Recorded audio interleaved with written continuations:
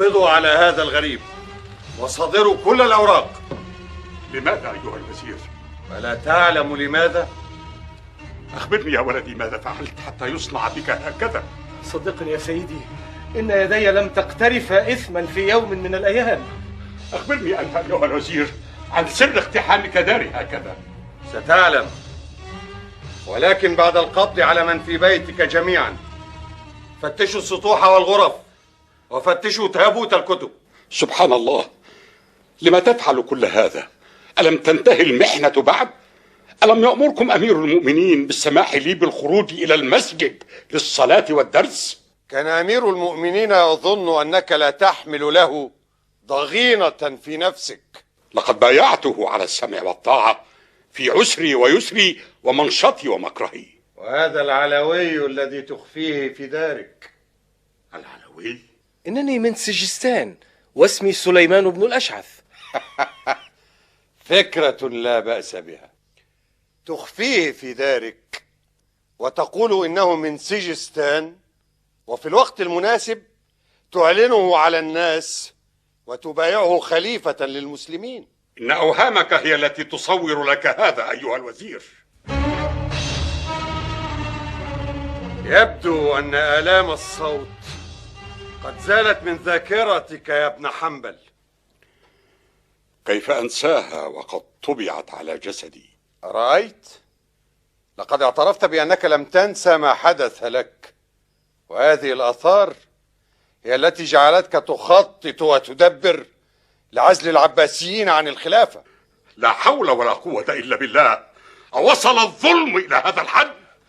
اسمع أيها الوزير، إنني على استعداد أن أذهب معك إلى السجن وأن أبقى فيه حتى ترسل من يأتيك بخبري من سجستان.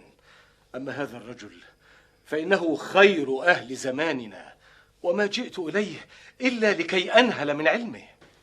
مولاي الوزير، لم نجد بالداخل غير ابنه صالح. احضروا الغريب فقط.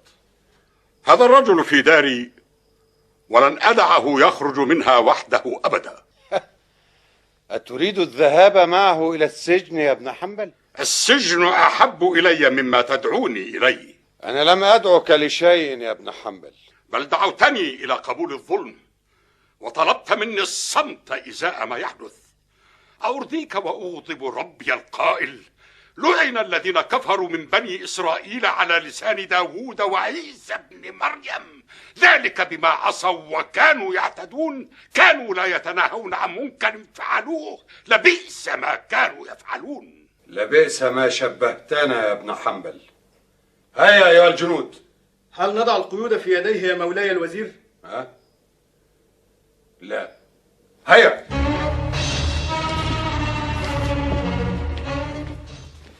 بسم الله توكلت على الله.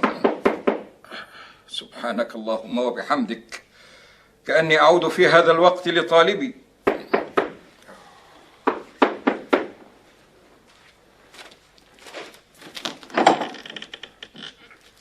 السلام عليكم يا عماه. وعليكم السلام ورحمة الله وبركاته. ماذا حدث يا صالح يا ولدي؟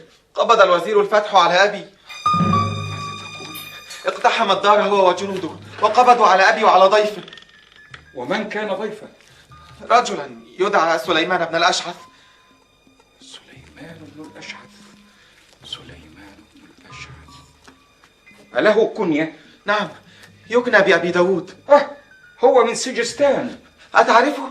وكيف لا أعرف أحد النابغين في هذا العصر؟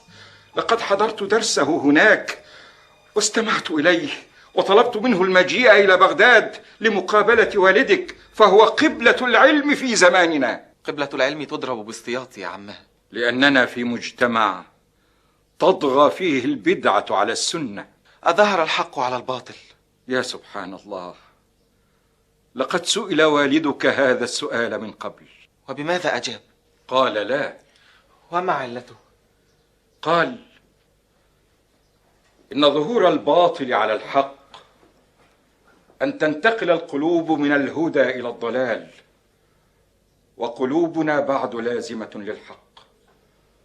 والله عز وجل يقول: بل نقذف بالحق على الباطل فيدمغه فإذا هو زاهق. ولكم الويل مما تصفون. لقد جئت إليك لأني أعلم أن المتوكل قد فتح لك قصره وقال لوزيره الفتح. لو في الدنيا مثل سهل بن عبد الله لاستقر الخير في قلوب الناس. الحمد لله تعالى أن عصمني من شره وجعله يتقبل حديثي بصدر رحب. هل ستذهب إليه؟ وهل أبقى طليقا وأئمة الحديث في السجن؟ أنا لا أدري لماذا يفعل المتوكل ذلك بعدما انتهت فتنة خلق القرآن. سأذهب إليه الآن إن شاء الله، ولن أتركه يفعل بوالدك ما فعله المعتصم والمأمون والواثق. كفى ما حدث لوالدك، كفى ما حدث. وأين هما الآن؟ يقفان خارج القصر في انتظار أمرك يا مولاي.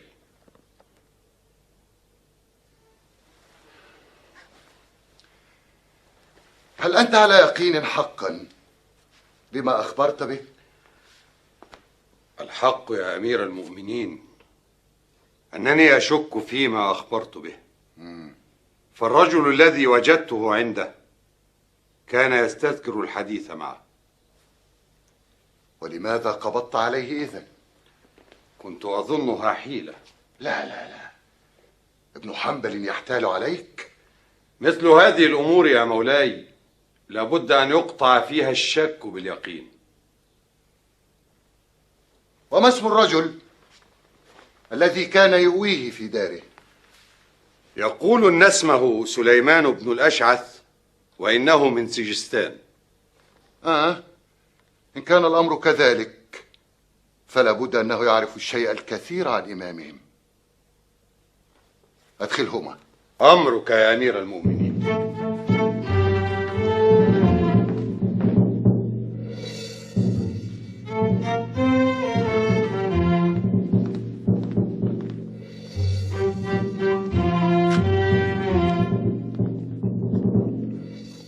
السلام على من اتبع الهدى. هذا ما قاله موسى لفرعون. أتظنني فرعون؟ ماذا؟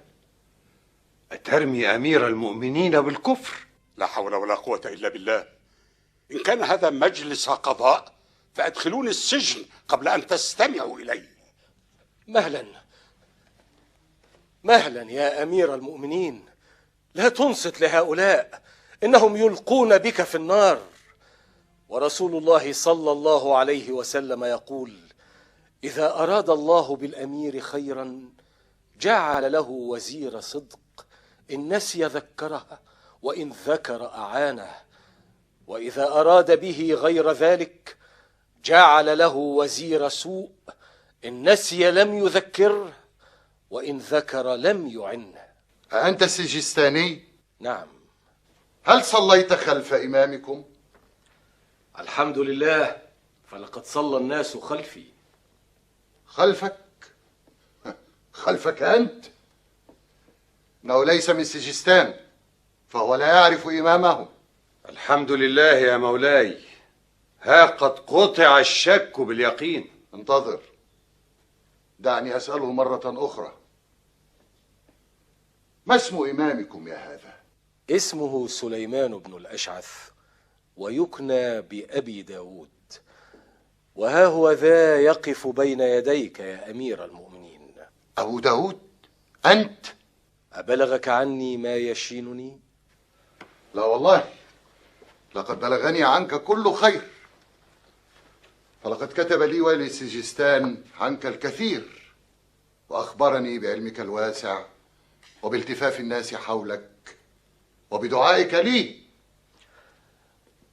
دعوت لك يوم كشفت الغمة وأخرجت من السجن الأمة. الأمة؟ نعم يا أمير المؤمنين، إن الإمام أحمد أمة تتحرك على قدمين، فكيف يعامل بهذه القسوة؟